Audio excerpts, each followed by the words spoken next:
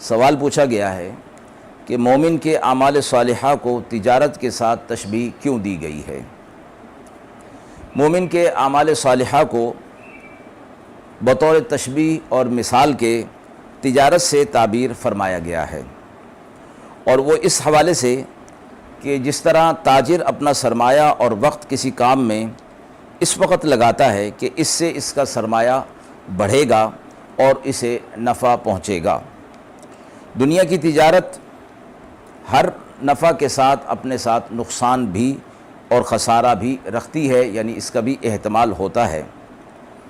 مذکورہ آیات کے اندر یہ فرمایا گیا کہ تجارت کے ساتھ لن تبور کا لفظ آیا، یعنی جس میں کوئی خسارہ نہیں ہوگا۔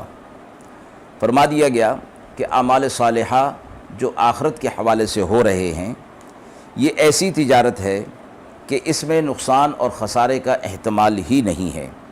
اللہ تعالیٰ کے نیک بندے جو اعمال صالحہ میں مشقت اور محنت اٹھاتے ہیں، وہ عام تاجروں کی طرح تجارت نہیں کرتے، بلکہ ایسی تجارت کے امیدوار ہیں جس میں کوئی خسارہ نہیں ہوگا۔